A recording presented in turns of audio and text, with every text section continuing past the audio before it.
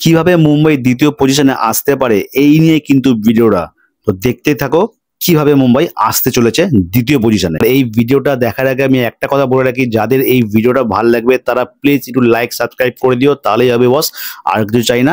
হায়দ্রাবাদ কিন্তু 231 রান করে 6 উইকেটে, সেখানে আরসিবি কে 132 রানের কিন্তু টার্গেট দিয়ে দেয়। এবার সেখানে কিন্তু 189 রানে এক বল বাকি থাকতে, অর্থাৎ 19 ওভার 5 বলে কিন্তু সম্পূর্ণভাবে অল আউট তো হয়েই যায়, বরঞ্চ স্ট্রাইক রেটটাও কিন্তু অনেকটা কিন্তু নিচের দিকে নেমে যায় আরসিবির। এবার দেখো, ঈশান কিষান কিন্তু 94 রান করেছে 48 বলে, 5টা 6 মেরেছে, 7টা 4 মেরেছে, 195.83 কিন্তু স্ট্রাইক রেট নিয়ে ব্যাট করেছে।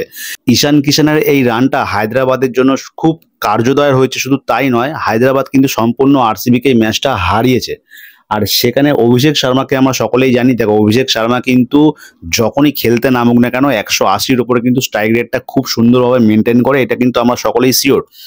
এখানে 200-র কিন্তু স্ট্রাইক রেট মেনটেন করে 3টে 6 মেরেছে, 3টে 4 মেরেছে, 17 বলে কিন্তু 34 রান করেছে অভিষেক শর্মা। আরসিবির হয়ে ফিল সল্ট এবং বিরাট কোহলি এরা প্রথমে যেরকম ভাবে খেলছিল, যদি আরেকটু টেনে খেলতে পারতো বা আরেকটু পিটিয়ে, যেখানে বিরাট কোহলি একটু মারছিল সেখানে কিন্তু ফিল সল্ট প্রথমের দিকে একটু ধরে খেলছিল, তো এখানে ফিল সল্ট যদি একটু ধরে না খেলে যদি বিরাট কোহলির সঙ্গে তাহলে তাল মিলিয়ে যদি একটু পেটাতে পারতো না, রানটা কিন্তু আরো একটু বেশি হতো। ফিল সল্ট করেছে কিন্তু 32 বলে 62 রান, 5টা 6 মেরেছে, 4টে 4 মেরেছে, 193.75 কিন্তু স্ট্রাইক রেট নিয়ে কিন্তু ফিল সল্ট ব্যাট করেছে। যদি আমরা দেখতে চাই যে বিরাট কোহলি কিন্তু 25 বলে 43 রান করেছে, সেখানে একটা 6 মেরেছে, 7টা 4 মেরেছে, 172-এর স্ট্রাইক রেট মেনটেন করে কিন্তু বিরাট কোহলি কিন্তু তার খেলাটা কিন্তু দেখিয়ে গেছে। পয়েন্টস টেবিল, তোমরা খালি পয়েন্টস টেবিলটার দিকে একবার খেয়াল রাখো। যদি একটা কথা বলি, তোমরা কি বিশ্বাস করবে কি মুম্বাই সরাসরি দ্বিতীয় স্থানটা দখল করতে সক্ষম, বা দ্বিতীয় স্থানটা মুম্বাই পেলেও কিন্তু পেতে পারে? যদি হিসাব মেলাও কিভাবে, তো বলে দিচ্ছি।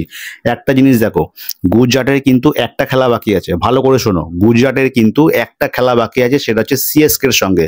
গুজরাট এখন বর্তমানে 18 পয়েন্টে আছে, মানছি আমি যে গুজরাট সিএসকে কে হারিয়ে দেবে, 20 পয়েন্ট পেয়ে গেল, ঝামেলা শেষ, একদম একে চলে গেল। এইবার দেখো, পাঞ্জাবের সঙ্গে কিন্তু ডিসির খেলা বাকি আছে, পাঞ্জাবের সঙ্গে দিল্লির একটা খেলা বাকি আছে, পাঞ্জাবের সঙ্গে মুম্বাইয়ের একটা খেলা বাকি আছে।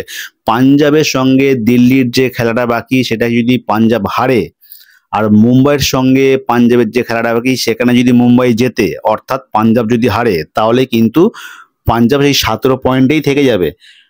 পাঞ্জাবকে মুম্বাই হারিয়ে 16 থেকে কিন্তু জাম্প করবে 18-তে।